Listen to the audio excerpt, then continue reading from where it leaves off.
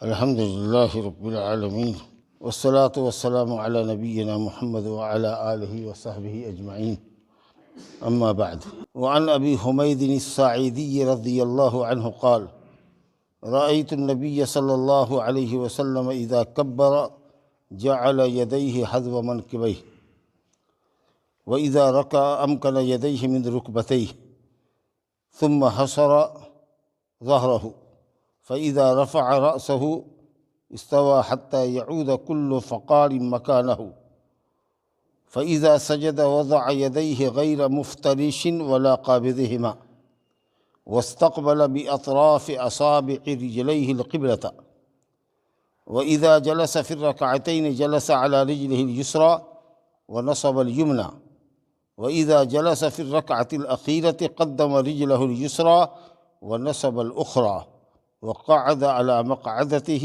اخرجہ البخاری۔ ابو حمید ساعدی رضی اللہ عنہ انصاری صحابی سے روایت ہے، فرماتے ہیں کہ میں نے نبی کریم صلی اللہ علیہ وسلم کو دیکھا جب آپ نے تکبیر کہی تو اپنے دونوں ہاتھوں کو موڈھے کے برابر کیا۔ جب تکبیر کہی یعنی تکبیر تحریمہ نماز سے شروع، نماز میں داخل ہونے کے لیے جب آپ قبلہ رخ ہوتے ہیں تو جب آپ کہتے ہیں اللہ اکبر اور نیت باندھتے ہیں، اس تکبیر کو کیا کہتے ہیں؟ تکبیر تحریمہ، اور اسی کو تکبیرۃ الاحرام بھی کہتے ہیں۔ اب اس تکبیر کے بعد آپ نماز میں داخل ہو گئے، اور جو چیزیں نماز سے باہر حلال تھیں وہ چیزیں اب نماز میں آپ کے لیے حرام ہو گئی، یعنی گفتگو کرنا اور دنیا کے دوسرے کام وغیرہ کرنا، بات کرنا، کیونکہ اب نماز میں خود ہی مشغولیت ہے، ذکر ہے، ثنا ہے، قرآن کی قرأت ہے، سورت پڑھنا ہے، رکوع کی تسبیح ہے، پھر اس کے بعد اس طرح سے پوری نماز میں مشغولیت ہے۔ تو جب آپ نے کہا اللہ اکبر تو گویا کہ دنیا کو آپ نے پیچھے پھینکا اور اللہ کی طرف متوجہ ہوئے۔ تو جو چیز اب اس سے پہلے جائز تھی وہ اب آپ کے لیے جائز نہیں رہی، دنیا کے امور سے یا آپس کی گفتگو وغیرہ۔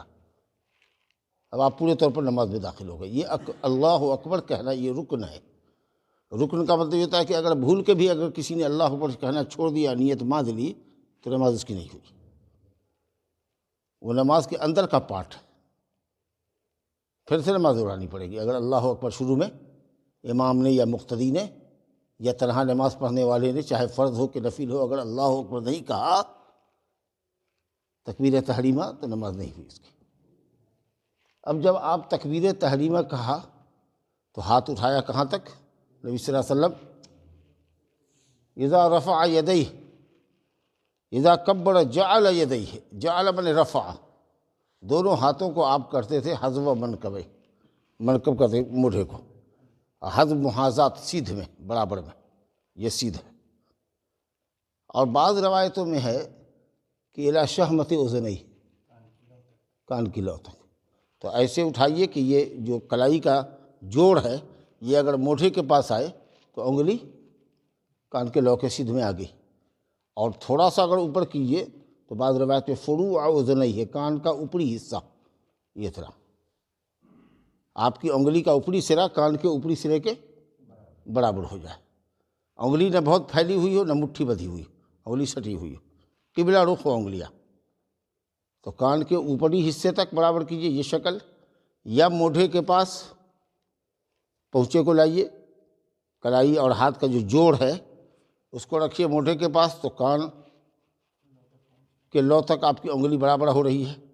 لیکن اکثر روایتوں میں یہ حذو منکبہ ہے، موڈھے کے برابر، سمجھا؟ تو کبھی کبھار کان کے لو تک آ جائے، کبھی کان کے اوپری حصے تک آ جائے، لیکن کان کے اوپر حصے کے اوپر، سر کے اوپر ہاتھ نہیں جانا چاہیے، کان کے اوپر نہیں جانا چاہیے۔ لیکن اکثر نبی صلی اللہ علیہ وسلم جب ہاتھ اٹھایا کرتے تھے تکبیر تحریمہ کے وقت، یا رفع الیدین جب رکوع میں جاتے وقت کرتے، یا رکوع سے اٹھتے وقت کرتے، یا تحیات اول کے بعد جب تیسری رکعت کے لیے اٹھتے، تو آپ دونوں ہاتھوں کو کہاں تک اٹھاتے؟ موڈھے کے برابر۔ چلیے، اب میں نے پہلے درس میں جو اس سے قبل کی حدیث تھی اس میں بتایا تھا کہ اب اس کی 3 شکل ہوتی ہے، ہاتھ اٹھانا اور تکبیر تحریمہ ایک ساتھ ہو۔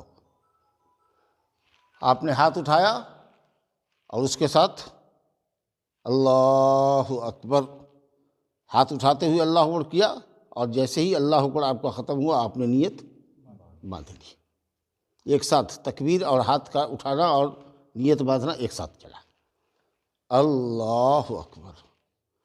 دوسری شکل یہ ہے کہ پہلے آپ ہاتھ باندھ لیجئے تب تکبیر کہیے، اللہ اکبر۔ تیسری شکل یہ ہے کہ ہاتھ گرا ہوا ہے، اللہ اکبر، اس کے بعد آپ نے رفع الیدین کیا مونڈھے تک اور ہاتھ باندھا۔ تینوں شکل آپ کے لیے جائز ہے، لیکن اچھی شکل، زیادہ اچھی یہ ہے کہ تکبیر اور ہاتھ دونوں ساتھ ہوں، ٹھیک ہے۔ وَإِذَا رَكَعَ أَمْكَنَ يَدَيْهِ مِنْ رُكْبَتَيْهِ، یہ ہوا تکبیر تحریمہ کہنے، ہاتھ اٹھانے کی کیفیت، کہاں تک ہاتھ اٹھے، باقی اور چیزیں جو ہوگی کیا پڑھنا ہے آگے کے لیے رکھیے اس کو۔ اگلا جملہ ہے وَإِذَا رَكَعَ أَمْكَنَ يَدَيْهِ مِنْ رُكْبَتَيْهِ، جب آپ رکوع فرماتے تو دونوں ہاتھوں کو اپنے گھٹنے پر رکھتے اور گاڑ دیتے۔ جب پاؤں سیدھا کریں گے اور دونوں پاؤں کو، دونوں ہاتھ کے اندرونی ہتھیلی کے یہ گہرے حصے کو جب آپ گھٹنے پر ڈالیں گے اور پیٹھ کو سیدھی کریں گے، کبڑا نہیں۔ کمان دیکھا ہے؟ کمان، تیر کمان دیکھا ہے نا؟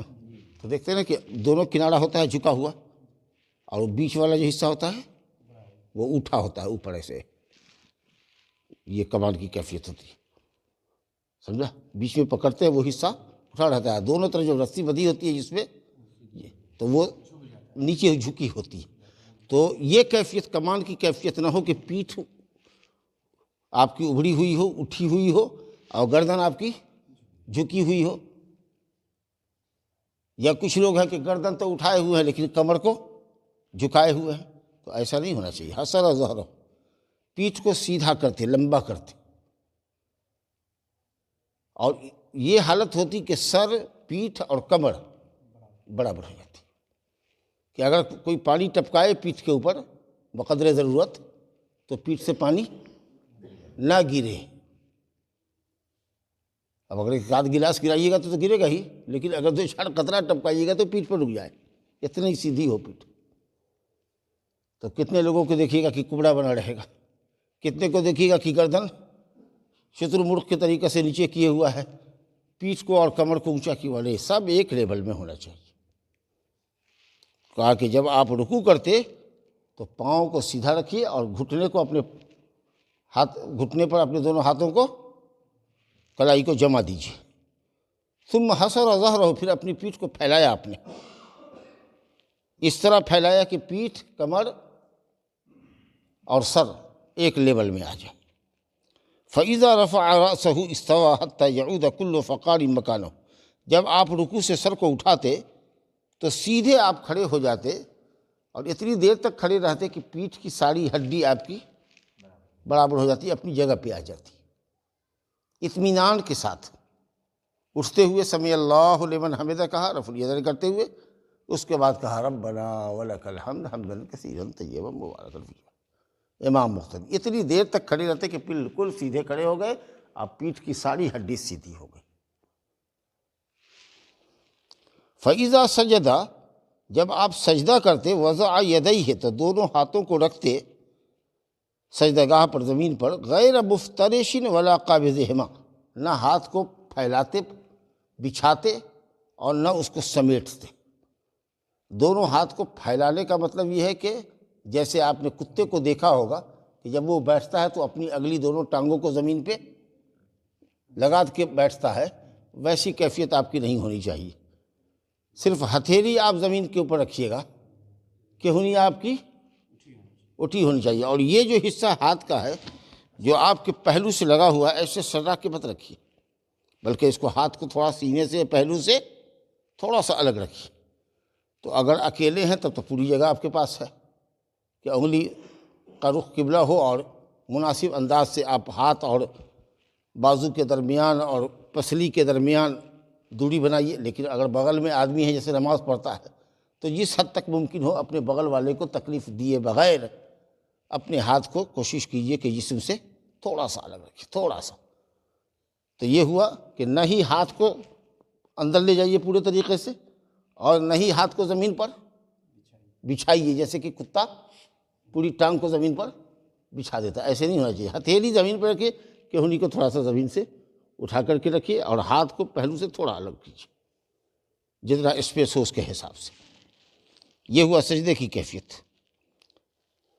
واستقبل باطراف اصابع رجلہ القبلہ، اور سجدے میں پیر کی انگلیوں کا رخ قبلے کی طرف کیجیے، یعنی اس طریقے سے جو آپ دیکھ رہے ہیں، یہ نہیں کہ ایسے الٹ دیا۔ پیر کی انگلیوں کا باطنی حصہ، اندرونی حصہ زمین پہ ہونا چاہیے ٹچ، تاکہ آپ کی انگلی قبلہ رخ ہو۔ یہ اگر میرا قبلہ ہے ادھر ہم رخ کیے ہوئے بیٹھے ہیں تو انگلی ایسے ہونی چاہیے، ایسے نہیں، ایسے پلٹ مت دیجیے ہاتھ، ایسے انگلی قبلہ رخ ہونی چاہیے، سمجھا؟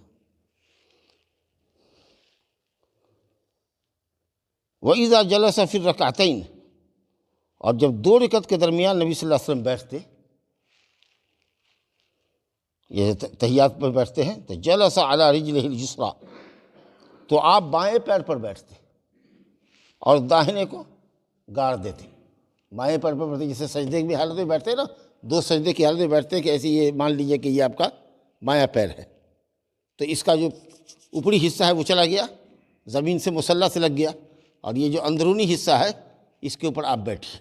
سرین کو، بائیں طرف کی جو سرین ہے اس کو اس پر رکھیے، اور داہنے ہاتھ پیر کو ایسے کھڑا رکھیے، اور انگلی کو قبلہ رخ کیجیے، ٹھیک ہے؟ یہ دو سجدے کے درمیان جو بیٹھتے ہیں وہی کیفیت پہلے تحیات میں ہونی چاہیے، تشہد میں۔ وَإِذَا جَلَسَ فِي الرَّكْعَةِ الْأَخِيرَةِ، اور جب نبی صلی اللہ علیہ وسلم آخری رکعت میں بیٹھتے، جیسے ابھی ہم نے عشاء پڑھی، تو آخری رکعت میں جب بیٹھتے، آخری تحیات میں، تو قدم رجلہ الیسریٰ، تو بائیں پیر کو آپ دائیں پاؤں کے نیچے سے آگے نکال دیتے، اور سرین کے اوپر بیٹھتے، یعنی اس کو زمین سے لگا دیتے۔ بائیں سرین زمین سے لگ جاتی اور دایاں پیر کھڑا ہوتا۔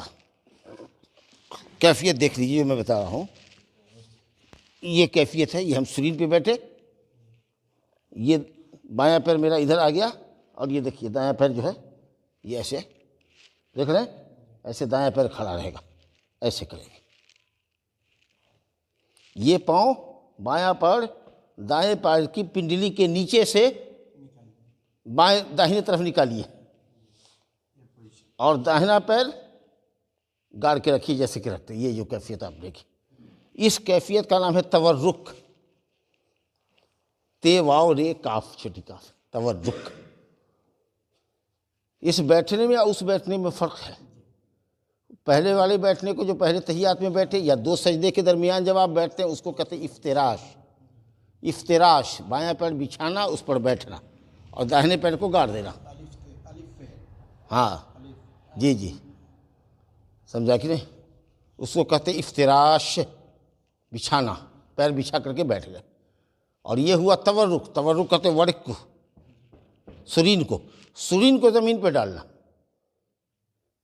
اور بایاں پیر داہنے پیر کی پنڈلی سے نکال دینا۔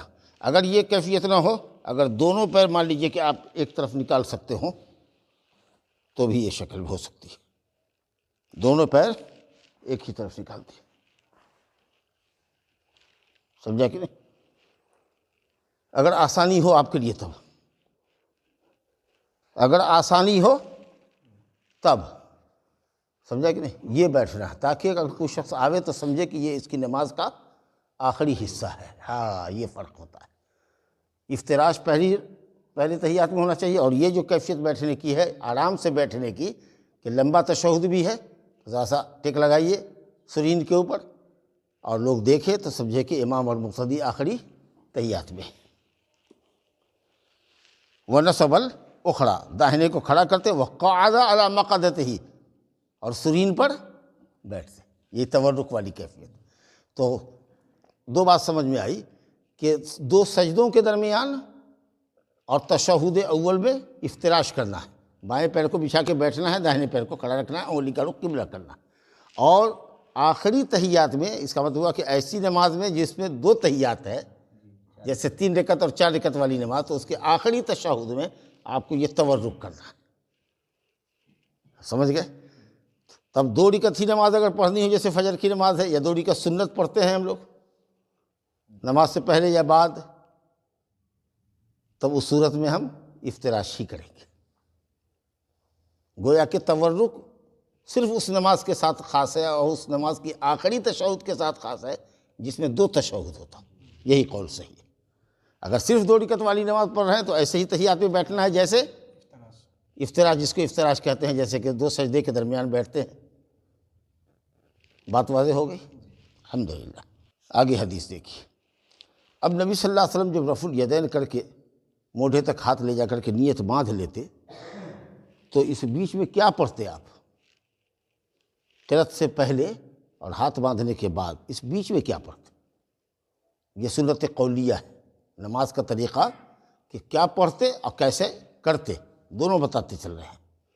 تو اب یہ حدیث دیکھیے، حضرت علی بن ابی طالب رضی اللہ عنہ سے حدیث ہے، وہ نبی صلی اللہ علیہ وسلم سے روایت کرتے کہ انہ کان اذا قام الی الصلاۃ، جب نبی صلی اللہ علیہ وسلم نماز کے لیے کھڑے ہوتے اور نیت باندھ لیتے تو کہتے انی وجہت وجہی للذی فطر السماوات والارض حنیفا وما انا من المشرکین، اللہم انت الملک، تو ہی بادشاہ ہے، لا الہ الا انت، تیرے سوا کوئی حقیقی معبود نہیں، انت ربی وانا عبدک، تو میرا رب ہے اور میں تیرا بندہ ہوں۔ یہ دعا ہے، لیکن مسلم شریف میں یہ روایت آئی ہے تو اس میں ہے کہ یہ رات کی نماز میں پڑھتے تھے، سمجھا؟ لیکن کوئی حرج نہیں ہے، اگر دن میں بھی کوئی پڑھے تو انشاءاللہ حرج نہیں ہے، رات اور دن کی نماز میں کوئی فرق نہیں ہے، لیکن بہرحال اس میں رات کا ذکر آیا ہے مسلم شریف میں۔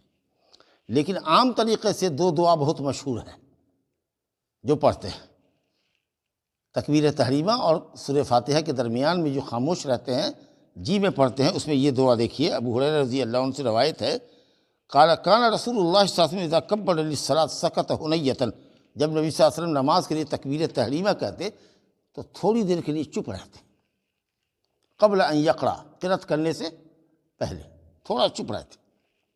فسألتہ، تو ابو ہریرہ رضی اللہ عنہ کہتے کہ میں نے آپ سے پوچھا تو آپ نے کہا کہ اقول، میں کہتا ہوں، اب یہ دعا ہے کہ کلمات ہیں، 3 سینٹنس ہے، دیکھیے کوشش کیجیے اگر، اور یاد کیجیے، اور جس کو نہیں یاد ہے یاد کرانے، یاد جس کو ہے وہ نہ، جس کو یاد نہیں ہے اس کو یاد اگر کرا دے، اور علم کا شوق ہو کہ بھائی ذرا بیٹھو ہم کو یاد کرا دو، ایک ایک جملہ پڑھ کر کے یاد کرا دو، تو ایک دم آسان ہے۔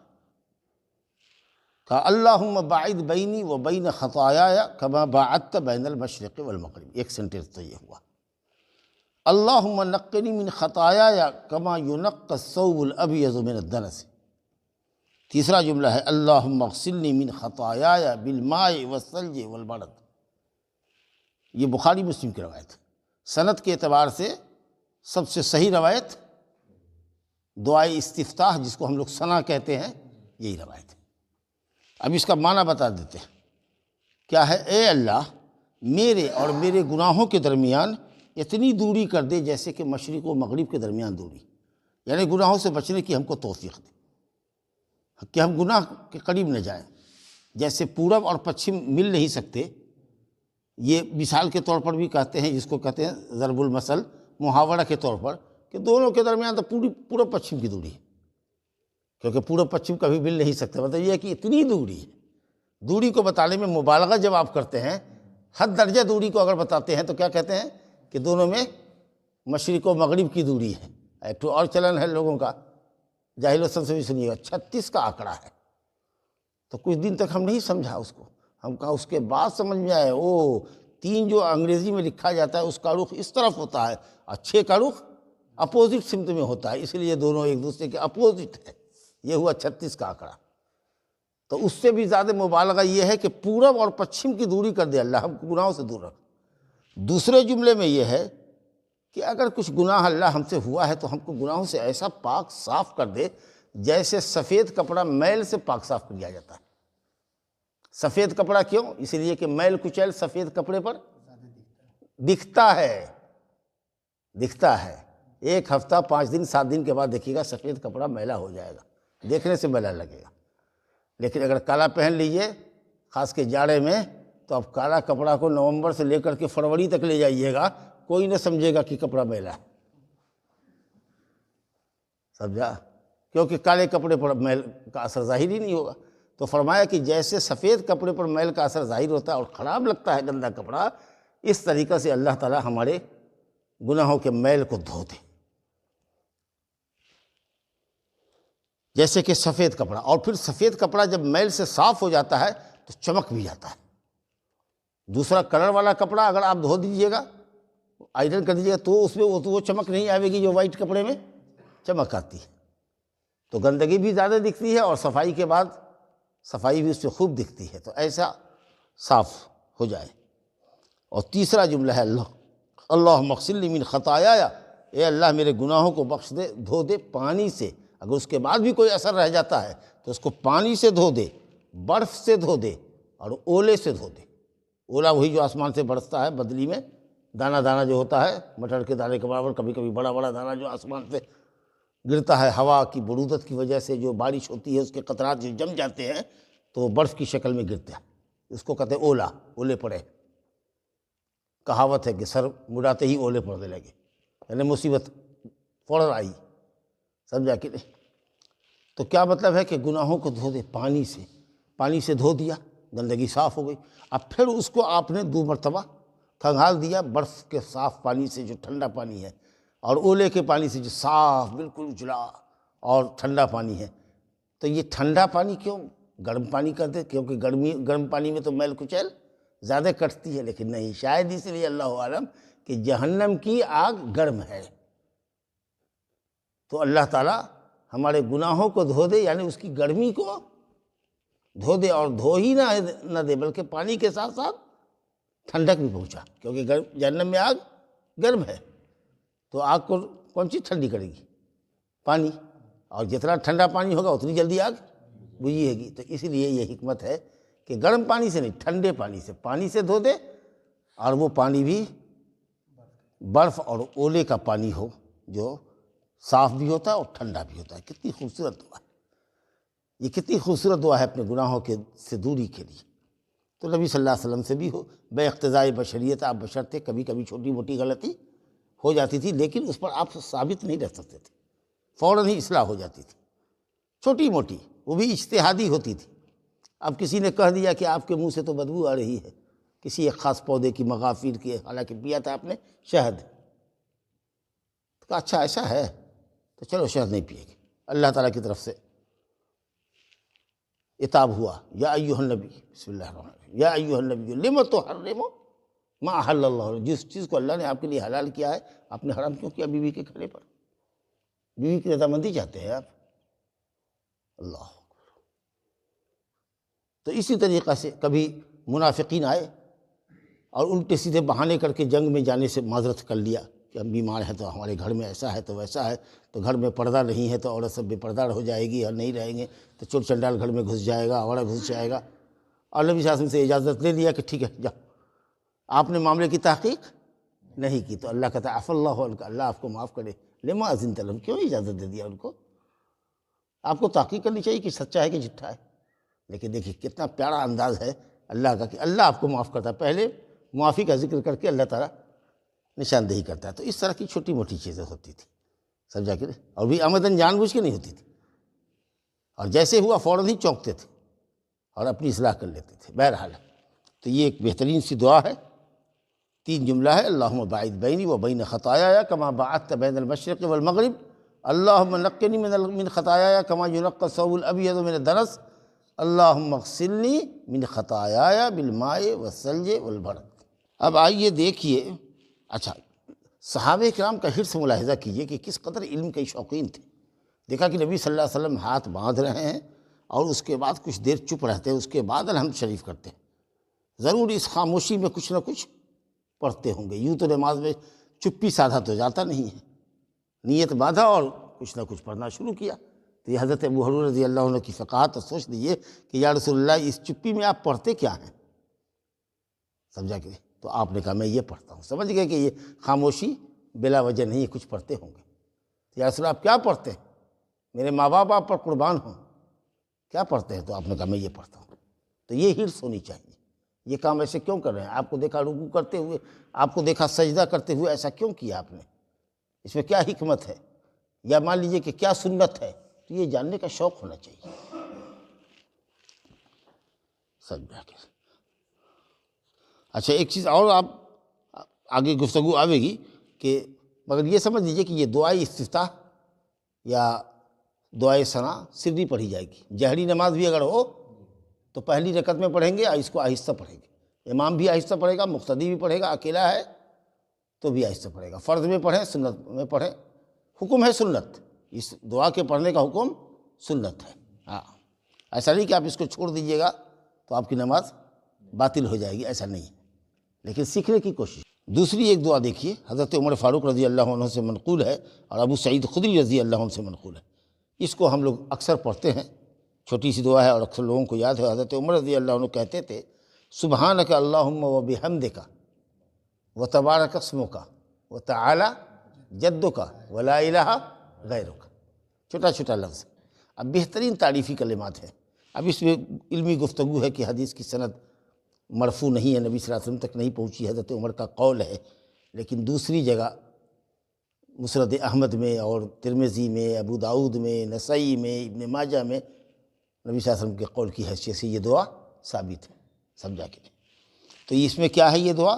سبحانک اللہم و بحمدک، اے اللہ میں تجھ کو ہر عیب و نقص سے پاک سمجھتا ہوں، و بحمدک حمد ہر عیب و نقص سے پاک سمجھتا ہوں، اور تجھ کو ہر صفت کمال سے متصف گردانتا ہوں، کہ ہر کمال کی صفت تیرے اندر ہے اور کوئی عیب اور نقص نہیں ہے۔ بہت اچھی بات ہے، سبحانک اللہم و بحمدک، سبحانک مانے اے اللہ میں تجھ کو ہر عیب و نقص سے پاک سمجھتا ہوں اور تیری تعریف بھی کرتا ہوں، یعنی یہ پاکیزگی جو ہے تیری ہر عیب و نقص سے، یہ تیری تعریف کے ساتھ ملی ہوئی ہے۔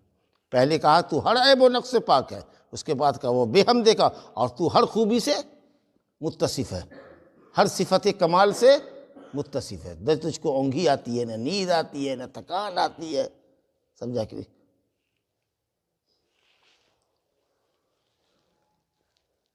تبارک اسمک، اور تیرا نام بہت بابرکت ہے، بڑا عظیم البرکت ہے، اتنی برکت ہے کہ دیکھو اگر بسم اللہ کر کے ذبح نہیں کرو گے، جان بوجھ کے اگر جانور پر بسم اللہ نہیں کرو گے تو ذبیحہ حرام ہو جائے گا، بسم اللہ کرو گے تو حلال ہوگا، کھانے کے ساتھ اگر بسم اللہ نہیں کرو گے تو شیطان کھانے میں شریک ہو جائے گا۔ اس سے بعض علماء نے کہا کہ کھانے سے پہلے بسم اللہ کرنا واجب ہے، پینے سے پہلے بسم اللہ کرنا واجب ہے، وضو کر رہے ہو بسم اللہ کرو، بسم اللہ۔ بعض اہل علم نے کہا ہے کہ اگر بسم اللہ جان بوجھ کے چھوڑ دے گا وضو میں تو وضو نہیں ہوگا، جو ہم کتاب باب الوضو میں پڑھ کے آ چکے، سمجھا کہ تو اللہ کا نام بہت بابرکت نام ہے۔ وتعالی جدک، اور تیری عظمت و بزرگی، تیری سلطنت، تیرا ملک، تیری بے نیازی کہ تو اپنے بندوں سے بے نیاز ہے، غنی ہے، تعالی بہت بلند ہے، تو کبھی کسی کا محتاج نہیں، ساری مخلوق تیری محتاج ہے، اور عظمت اے اللہ تیرے لیے، ساری عظمت اللہ تیرے لیے، ولا الہ غیرک، اور تیرے سوا کوئی معبود نہیں، لائق بندگی بھی نہیں، یعنی سچا معبود تیرے سوا کوئی نہیں۔ اب آپ دیکھ لیجئے کہ سارے جملے کے اندر اللہ تعالیٰ کی تعریف اور توصیف، سمجھا؟ تو بہترین تعریف ہے اللہ تعالیٰ کی، لیکن سند کے اعتبار سے حدیث اس کے مقابلے میں معیاری ابو ہریرہ رضی اللہ عنہ کی ہے، اللہم باعد بینی و بینک، لیکن بہتر یہ کہ کبھی اس کو پڑھیں کبھی اس کو پڑھیں، اگر دونوں دعا یاد ہے تو کبھی اس کو پڑھا کبھی اس کو پڑھا، تو یہ ہوا ثنا۔ اور اس کے بعد فرمایا، آگے روایت ہے اسی میں کہ وہی احمد، ترمذی، ابو داؤد، نسائی، ابن ماجہ میں ہے کہ جب اس کو پڑھ لیتے تھے اللہ اکبر کہہ کر کے دعا پڑھا، اور اس کے بعد کہتے تھے اعوذ باللہ السمیع العلیم من الشیطان الرجیم من ہمزہ ونفخہ ونفثہ، اعوذ باللہ السمیع العلیم من الشیطان الرجیم من ہمزہ ونفخہ ونفثہ۔ اللہ تعالیٰ، اللہ جو سمیع علیم ہے، بہت سننے والا، بہت جاننے والا ہے، اس کے ذریعے ہم پناہ چاہتے ہیں مردود شیطان کے شر سے، من حمزہ، اس کے جنون سے، اس بات سے کہ شیطان ہم کو مجنون اور دیوانہ کر دے، ونفخہ، اور اس کی پھونک سے، یعنی تکبر سے، جیسے بیلون کو پھلا دیتا ہے ویسے شیطان کسی سے تعریف کروا کے اس کو پھلا دیتا ہے اور آدمی تکبر کرنے لگتا ہے کہ ہم کو تو لوگ بہت اچھا سمجھ رہے ہیں، تو یہ کیفیت بھی جو ہو، وہ نفس سے ہی، اور برے اشعار سے، جو گندے اشعار ہوتے ہیں یہ شیطانی اشعار ہوتے ہیں۔ اور بعض لوگوں نے کہا کہ نفس سے مراد یہاں پر نفس ہی سا سے، نون فے تے کے بعد جو سا بولتے ہیں، تا سا، نفس ہی سے ہٹ، کیونکہ جو جادو ہوتا ہے وہ جادو بغیر شیطان کی مدد کے نہیں ہو سکتا۔ دیکھیے کتنا اچھا لفظ، نہیں اتنا یاد ہے، اعوذ باللہ السمیع العلیم من الشیطان الرجیم من ہمزہ ونفخہ ونفثہ۔ اگر اتنا نہیں ہے آپ کو تو اعوذ باللہ من الشیطان الرجیم پڑھ سکتے ہیں، فَإِذَا قَرَأْتَ الْقُرْآنَ فَاسْتَعِذْ بِاللَّهِ مِنَ الشَّيْطَانِ الرَّجِيمِ، تو اعوذ باللہ من الشیطان الرجیم پڑھ لیجیے، ٹھیک ہے؟ اور اس کے بعد بسم اللہ الرحمن الرحیم۔ یہ اعوذ باللہ جس کو تعوذ کہتے ہیں، اور بسم اللہ جس کو تسمیہ کہتے ہیں، یہ اس کا بھی حکم ہے کہ سنت ہے۔ تو معلوم یہ ہوا کیا کہ اگر کوئی آیا نماز میں آدمی اور نہیں ہے اس کو دعا یاد، اور اسے سیدھے الحمد شریف شروع کر دیا امام کے پیچھے، اللہ اکبر الحمدللہ رب العالمین الرحمن الرحیم، نہ دعائے ثنا پڑھا، نہ اعوذ باللہ پڑھا، نہ بسم اللہ پڑھا، تو اس کی نماز ہو گئی، وہ سنت کا تاریخ ہوا۔ نماز میں تھوڑی کمی تو آئے گی لیکن نماز اس کی ہو جائے گی، سمجھا کہ نہیں؟ اچھا، یہ بسم اللہ الرحمن الرحیم جو ہے پڑھتے ہیں، یہ سورۃ فاتحہ کے شروع میں، اور اسی طریقے سے سورہ فاتحہ کے بعد جب کوئی سورت ہم پڑھیں گے شروع سے تب، لیکن اگر بیچ قرآن سے کہیں پڑھ رہے ہیں تب پھر نہ اعوذ باللہ پڑھنا ہے نہ بسم اللہ پڑھنا ہے، کیونکہ اعوذ باللہ تو قرأت کے شروع میں ہم پڑھ چکے ہیں۔ تو اب 4 رکعت والی نماز ہو کہ 3 والی ہو کہ 2 والی ہو، ہم دوسری رکعت میں اعوذ باللہ نہیں پڑھیں گے، کہیں نہیں پڑھیں گے اب اعوذ باللہ، رہ گیا بسم اللہ، تو بسم اللہ سورہ فاتحہ کے شروع میں ہی پڑھیں گے، اور اس کے بعد اگر سورہ فاتحہ کے بعد آپ کو سورہ اخلاص پڑھنا ہے، قل هو اللہ احد، تو بسم اللہ الرحمن الرحیم، کیونکہ شروع سے آپ پڑھ رہے ہیں۔ لیکن اگر بیچ سے پڑھنا ہے آپ کو، کوئی لمبی ہے، سمجھا کہ اس کے للہ ما فی السماوات و ما فی الارض، آخری صورت پڑھا آپ نے، آخری آیت سورہ بقرہ کی، تو وہاں بسم اللہ کہنے کی ضرورت نہیں، الحمدللہ، سمجھ گیا آپ حضرات۔ تو یہ دعائے ثنا ہوا، تکبیر تحریمہ ہوا، دعائے ثنا ہوا، اعوذ باللہ ہوا، بسم اللہ ہوا۔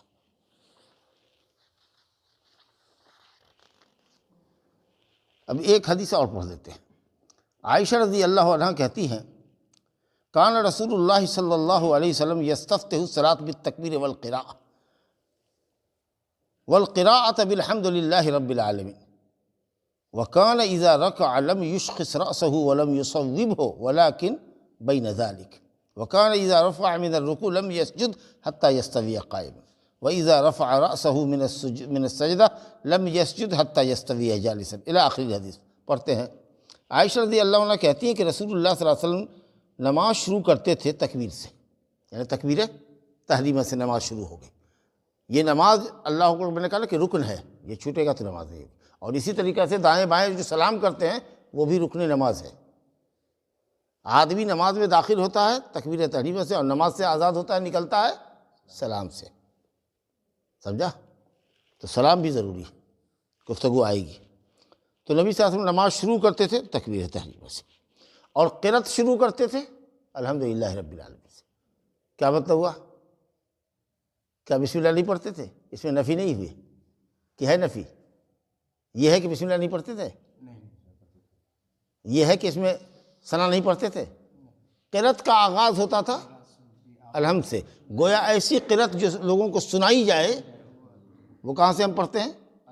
الحمدللہ رب العالمین سے۔ تو معلوم ہوا کہ قرأت، جہری قرأت جب ہم کریں گے تو کہاں سے شروع کریں گے؟ الحمدللہ رب العالمین سے۔ اب اسی سے سمجھ لیجئے کہ جو لوگ بسم اللہ جہری پڑھتے ہیں، خاص کر تراویح میں دیکھیے گا، چھوٹی چھوٹی جو صورت آئے گی، قل هو اللہ احد پڑھ لے گا، اس کے بعد بسم اللہ الرحمن الرحیم قل اعوذ برب الفلق پڑھ لے گا، اس کے بعد بسم اللہ الرحمن الرحیم قل اعوذ برب الناس، اس کو بلند آواز سے پڑھتا ہے جیسے کہ وہ سورت کی آیت جز ہو، ٹکڑا ہو، نہیں۔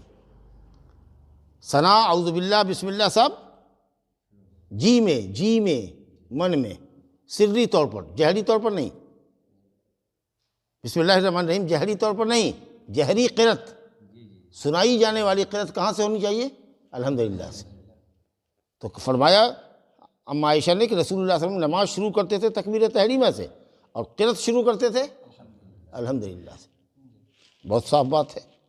وَكَانَ إِذَا رَكَعَ لَمْ يُشْخِصْ رَأْسَهُ وَلَمْ يُصَوِّبْهُ، اور جب رکوع فرماتے تو نہ سر کو اوپر اٹھاتے اور نہ سر کو غوطہ کھلاتے، گویا کہ پیٹھ، کمر، سر سب ایک لیول میں رکھتے، ولیکن بین ذالک، سر کو جھکانے اور سر کو اٹھانے کے درمیان رکھتے، یعنی ایک دم سیدھا رکھتے۔ وَكَانَ إِذَا رَفَعَ مِنَ الرُّكُوعِ، اور جب رکوع سے اٹھتے تو اس وقت تک سجدہ نہیں کرتے جب تک کہ بالکل سیدھے کھڑے نہ ہو جاتے اور پیٹھ کی پوری ہڈی سیدھی نہ ہو جاتی۔ اطمینان جب تک نہیں کر لیتے اس وقت تک سجدے میں نہیں جھکتے۔ وَإِذَا رَفَعَ رَأْسَهُ مِنَ السَّجْدَةِ، اللہ اکبر، اسی طریقے سے جب سجدہ سے سر اٹھاتے تو دوسرا سجدہ اس وقت تک نہیں کرتے جب تک کہ اطمینان سے بیٹھ نہ جاتے۔ اس کا مطلب یہ کہ دو سجدے کے درمیان اگر آپ اطمینان سے نہیں بیٹھے، سجدہ کیا، ابھی آدھے ہی اٹھے تھے کہ پھر سجدے میں چلے گئے، جیسا کہ بعض لوگوں کی عادت ہے، تو نماز باطل ہو جائے گی۔ رکوع سے اٹھے، پیٹھ سیدھی بھی نہیں کیا کہ سجدے میں جھک گئے، نماز باطل ہو جائے گی۔ یہ اعتدال فرض ہے، اطمینان فرض ہے۔ آپ نے دیکھا نہیں ایک صحابی بار بار نماز پڑھتے رہے اور آتے رہے، اور نبی صلی اللہ علیہ وسلم نے فرمایا رفاع کو ذکرت کہ جاؤ ارجع فصلی فإنک لم تصلی، پہلی حدیث اس باب کی یہی تھی، جاؤ نماز پڑھو تمہاری نماز نہیں۔ 3 مرتبہ ایسے ہی ہو، جلدی جلدی میں وہ شخص نماز پڑھتا رہا اور آپ کہتے رہے کہ نماز تمہاری نہیں ہو، یہاں تک کہ جب 4تھی مرتبہ اس نے کہا کہ نہیں، اس سے اچھی تو مجھے نہیں پڑھنے آتی ہے، تب آپ نے بتایا کہ اطمینان سے رکوع کرو، سجدہ کرو، رکوع سے اٹھو تو اس وقت تک اعتدال کے ساتھ کھڑے رہو جب تک کہ تمہاری پوری ہڈی سیدھی نہ ہو جائے۔ اللہ، تو کہا کہ سیدھی اچھے طریقے سے بیٹھ جاؤ ایک سجدے کے بعد، دوسرا سجدہ مکمل کرو۔ اچھا، 2 رکعت کے اوپر تحیات پڑھو، ہر 2 رکعت پر تحیات، اگر 3 رکعت پڑھنا ہے تو 2 رکعت پر تحیات پڑھیں گے، تب اٹھیں گے، ہے نا؟ سوائے کہاں، چاہے 4 رکعت والی ہو تو 2 رکعت پر پڑھیے، یا یہ رکعت والی نماز ہو تو 2 رکعت پر تحیات کیے، سوائے کس میں، سوائے کس نماز کے کہ اس میں 2 رکعت پر تحیات نہیں کرتے؟ وطر۔ اگر مان لیجیے کہ وطر 3 رکعت آپ کو ایک سلام سے پڑھنی ہے تو تینوں میں کنٹینیوسلی اٹھتے چلے جائیں گے۔ 5 رکعت بھی اگر ایک سلام سے پڑھنا ہے تو 5 میں اٹھتے چلے جائیں گے۔ 7 رکعتیں بھی پڑھنا ہے تو 7 میں اٹھتے چلے جائیں گے، ایک ہی تشہد ہے۔ اگر 9 پڑھیں گے تب 8ویں رکعت پڑھ کر کے تحیات اول کریں گے اور پھر 9ویں پڑھ کر کے تحیات ثانی کریں گے۔ تو یہ طریقہ بھی ہے، سمجھا؟ تو 3 5 7 ایک ہی سلام سے ہوگا، تو اس میں تحیات نہیں کرنی، سمجھا؟ لیکن اگر 1 رکعت پڑھتے ہیں تحیات کرنا ہے، 1 ہی رکعت وتر پڑھنا ہے تو تحیات کرنی پڑے گی، 2 رکعت میں تحیات کرنی پڑے گی۔ 4 رکعت والی نماز ہے، 3 رکعت والی نماز ہے تو 2 رکعت پر تحیات پڑھنی پڑے گی۔ اگر تحیات کو آپ نے چھوڑ دیا، بھول چک سے اٹھ گئے تو چلیے نماز پڑھتے رہیے، بعد میں سجدہ سہو کر لیجیے گا آخری رکعت میں، وہ مسئلہ بھی آئے گا، سمجھا نا؟ ہاں، لیکن جان بوجھ کر کے اگر کوئی چھوڑ دے، تحیات نہ پڑھیں گے تو پھر نماز باطل ہو جائے گی۔ لا الہ الا اللہ۔ تو کہا کہ ہر 2 رکعت پر تحیات پڑھتے۔ وَكَانَ يَفْرِشُ رِجْلَهُ الْيُسْرَىٰ وَيَنْصِبُ الْيُمْنَىٰ، تحیات میں جو بیٹھتے تو وہی کرتے کہ بایاں پیر بچھاتے، اس پر بیٹھتے اور دایاں پیر کو کھڑا رکھتے، اور یہی کیفیت جو افتراش والی ہے 2 سجدے کے درمیان بھی بیٹھتے ویسے ہی۔ اللہ اکبر۔ وَكَانَ يَنْهَىٰ عَنْ عُقْبَةِ الشَّيْطَانِ، اور شیطان کے عقبہ سے، ایقاع سے منع کرتے۔ شیطان کا ایقاع اس لیے کہ شیطان اس طرح کے بیٹھنے پر ابھارتا ہے۔ اب یہ ایقاع کا کیا مطلب ہے؟ کتے کو بیٹھتے ہوئے دیکھا ہے، کیسے بیٹھتا ہے وہ؟ دونوں چتر، دونوں سرین زمین پہ رکھتا ہے، پیر اور جانگ دونوں کو، اگلا حصے کو کھڑا کرے گا، پچھلی دونوں ٹانگوں کو سمیٹ کر کے رکھے گا، ایسے بیٹھے گا۔ ایک کیفیت اس کے بیٹھنے کی یہ ہے جو دروازے پر بیٹھے گا، اور دوسری کیفیت جب اطمینان سے بیٹھے گا تو سرین کو زمین پر ٹیکے گا، اگلی دونوں ٹانگوں کو بچھا دے گا۔ تو اگلی دونوں ٹانگوں کو بچھانے والی کیفیت ممنوع ہے ہمارے یہاں اسلام میں، کہاں؟ سجدے میں۔ اور اس کے علاوہ کہیں بھی نماز کے کسی بھی حصے کے اندر دونوں سرین پر ایسے بیٹھ جانا اور ٹانگ کو اور زانو کو، دیکھیے جیسے ہم اٹھائے ہوئے ہیں ایسے اٹھانا اور یوں دونوں ہاتھ کو زمین پر ٹیک دینا، یہ کیفیت چاہے 2 سجدے میں ہو کہ تحیات میں ہو کہ کہیں بھی ہو، یہ شیطان کا بیٹھ رہا ہے، سمجھ گئے؟ اور یاد رکھیے کہ کہیں بھی نماز میں ہو کہ نماز کے باہر اگر انسان کوئی صفت جانوروں جیسی کرے تو یہ صفت اچھی نہیں ہے، کیونکہ اللہ نے انسان کو اشرف المخلوقات بنایا۔ تو جہاں جہاں بھی قرآن میں اللہ نے مثال دی ہے جانوروں کی کہ وہ آدمی گدھے کی طرح سے ہے، وہ آدمی کتے کے طریقے سے ہے، وہ آدمی چوپائے کی طرح سے ہے، مذمت کے لیے بیان کیا ہے۔ آپ سمجھ رہے ہیں نقطہ؟ تو یہ شکل غلط ہے۔ اور ایک ایقاع کا مطلب یہ ہوتا ہے کہ ایڑی پر بیٹھنا، یہ کیفیت دیکھیے، یہ جو کیفیت ہے کہ دونوں سرین کو دونوں ایڑی پر رکھ دیا، تو یہ دو سجدے کے درمیان میں بیٹھنا سنت ہے۔ یہ جو کیفیت بتایا یہ بھی سنت ہے۔ بایاں پیر بچھا کر کے اس پر بیٹھنا، داہنے کو گاڑنا، وہ تو سنت ہے ہی ہے، لیکن دو سجدے کے درمیان بھی یہ جو کیفیت ہے، صحیح مسلم میں حضرت عبداللہ بن عباس کی روایت ہے کہ یہ بھی سنت ہے۔ نبی صلی اللہ علیہ وسلم دو سجدے کے درمیان کبھی کبھی ایڑیوں پر بیٹھا کرتے تھے۔ تو اقعاء دو سجدوں کے درمیان، لیکن اقعاء القلب جو کتے کا بیٹھنا ہے، جو بتایا آپ کو کہ دونوں پچھلی ٹانگوں کو موڑ کر کے سرین کو زمین پر رکھنا اور ٹانگوں کو کھڑا کرنا، جو کیفیت میں نے کی، یہ کیفیت شیطانی کیفیت ہے اور اس کو کتے کا بیٹھنا کہا گیا۔ لیکن دو سجدے کے درمیان اگر ایری پر بیٹھنے والی بات ہو تو وہ سنت سے ثابت ہے۔ آپ کبھی کبھی ایسا بھی کر سکتے ہیں کہ دو سجدے کے درمیان ایری پر بیٹھے اور پھر آپ سجدے میں چلے گئے۔ لیکن وہ جو کیفیت ہے کتے کے بیٹھنے والی، ٹانگ ازانو کھڑا کیے ہوا ہے، چتر کو زمین پر سرائے ہوا ہے، یہ کیفیت کسی بھی حال میں جائز نہیں، بس۔ اور اس کے بعد کا وینہا، اور منع کرتے تھے کہ آدمی اپنے دونوں ہاتھوں کو، ذرا کہتے ہیں اس کو جو ہاتھ کے اوپر ہے، ہاتھ اور کہنی کے درمیان، جی کلائی اور کہنی کے درمیان کی جو جگہ ہے اس کو ذرا کہتے ہیں، اس کو زمین پر بچھائے۔ اس سے آپ منع فرماتے تھے کہ آدمی اپنے دونوں ذرا کو زمین پر نہ بچھائے، ایسے جیسے درندے بچھاتے ہیں۔ شیر کو بھی دیکھا ہوگا بیٹھتے ہوئے تو ویسے بیٹھے گا، بلی کو بھی دیکھیے گا ویسے بیٹھے گا، کتا کو بھی دیکھیے گا ویسے بیٹھے گا۔ جس کا بھی نوکیلا دانت کنارے ہوتا ہے، جس کو کچلی کے دانت کہتے ہیں کہ نوکیلے دانت جسے نوچ کے کھاتا ہے، سب کی بیٹھک ایک ہی طرح کی ہوتی ہے۔ تو درندے کا بیٹھنا یا کتے کا بیٹھنا۔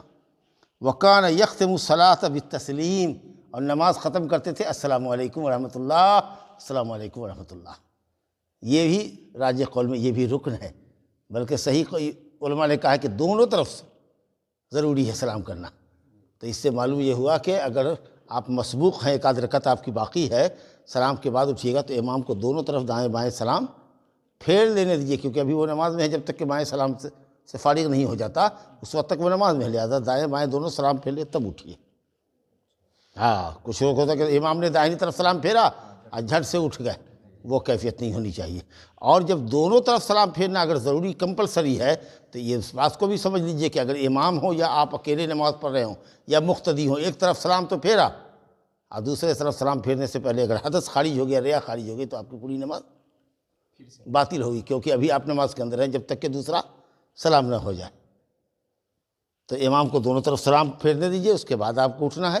اور یہ بھی لازم سمجھ میں آیا کہ جب تک امام دونوں طرف سلام پھیر نہ دے اس وقت تک آپ کو سلام نہیں پھیرنا ہے۔ ہوتا یہ ہے کہ اگر امام نے دائیں طرف کہا السلام علیکم ورحمۃ اللہ تو مقتدی کو دیکھے گا کہ دائیں طرف سلام پھیر دے گا، تو امام کو دونوں طرف سلام پھیرنے دیجئے، اس کے بعد آپ سلام پھیریے۔ امام نے داہنے طرف پھیر دیا، اب وہ بائیں طرف پھیر رہا ہے تو آپ نے اپنا داہنا شروع کر دیا۔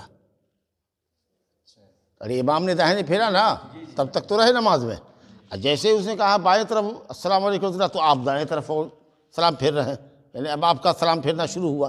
تو ایسا نہیں کرنا ہے، جب تک کہ امام دونوں سلام دائیں بائیں نہ پھیر لے اس وقت تک آپ کو اپنا سلام نہیں پھیرنا ہے۔ اس وقت تک انتظار میں رہیے کہ امام بائیں طرف کے سلام سے فارغ ہو۔